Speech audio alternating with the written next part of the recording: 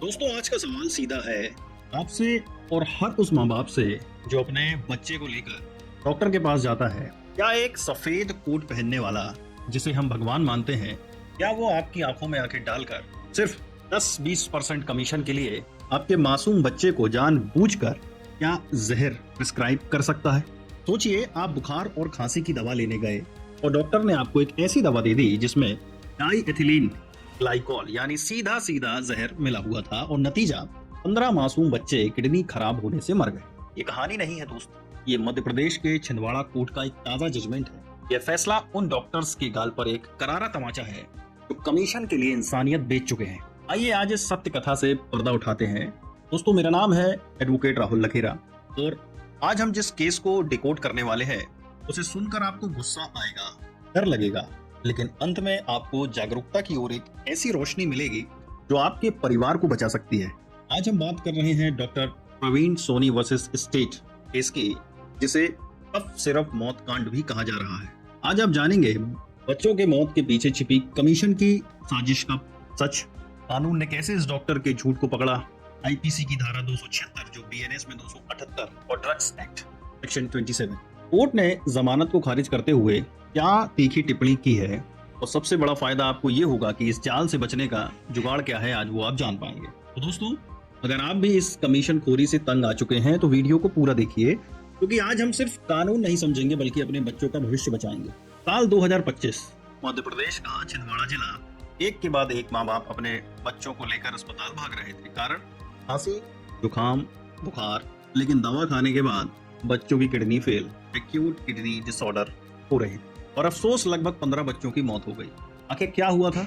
FIR दर्ज हुई और पता चला कि ये सारे बच्चे, जिनमें से अधिकतर 5 साल से छोटे थे, उन्हें एक ही डॉक्टर ने एक ही दवा दी थी, कोल्ड्रिफ एस कफ सिरप। जब सिरप की जांच हुई तो क्या निकला कि उसमें मिला था डाई एथिलीन ग्लाइकॉल, यानी वो जहर जो किडनी को सीधे खत्म कर देता है।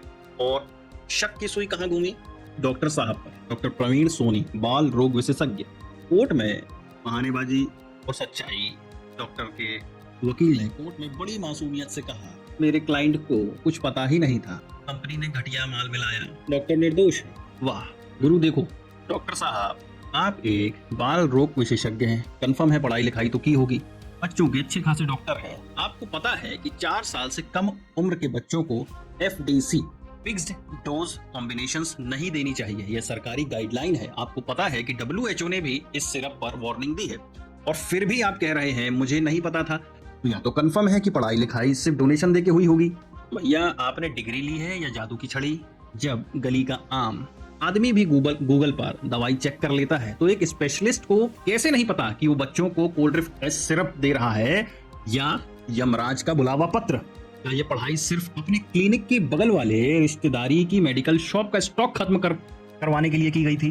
पुलिस ने कोर्ट के सामने 2 सबसे बड़े बम फोड़े। वो क्या थे कि जब यह खबर फैल गई थी कि सिरप जहरीला है, तब भी डॉक्टर साहब ने उसे प्रिस्क्राइब करना बंद नहीं किया, यानी जानते बूझते हुए भी मासूम को जहर दिया जा रहा था।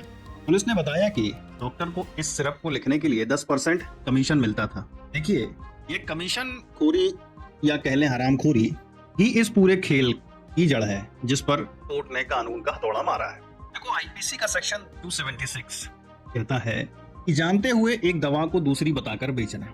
सरल भाषा में कहें, डॉक्टर साहब जानते थे या जानना चाहिए था कि यह दवा नहीं मौत है, फिर भी कमीशन के लालच में इसे बेधड़क लिखते रहे। यह सीधे सीधे धोखाधड़ी है, हरामखोरी है, जिसका परिणाम 5 बच्चों ने अपनी जान देकर चुकाया। ड्रग्स एंड कॉस्मेटिक्स एक्ट 1940 का सेक्शन 27 यह धारा मिलावटी और नकली दवा बेचने, बांटने या स्टॉक करने पर सजा देती है।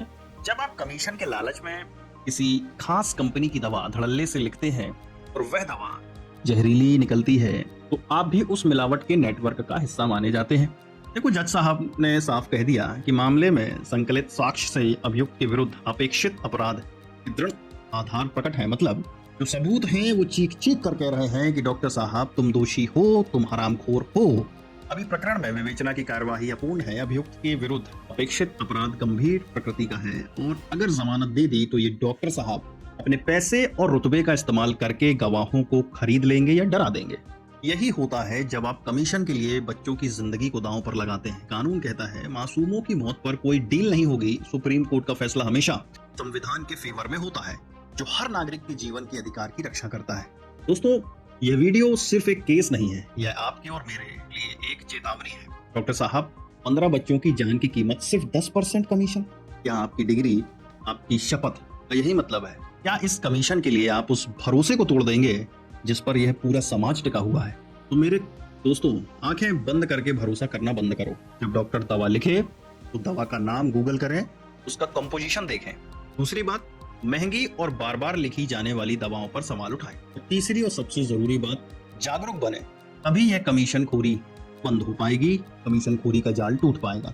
यह वीडियो उन सभी डॉक्टरों के नाम जो इंसानियत से बड़े कमीशन को मानते हैं। यह करारा तमाचा है उस लालच पर जिसने 15 घरों में मातम ला दिया। तो दोस्तों, इस सच्चाई को दबने मत देना। अगर आप चाहते हैं कि देश में यह हरामखोरी, कमीशन खोरी बंद हो, तो इस वीडियो को इतना शेयर करो, इतना लाइक करो कि हर डॉक्टर के फोन तक ये मैसेज पहुंचे, और कमेंट में अपनी राय लिखिए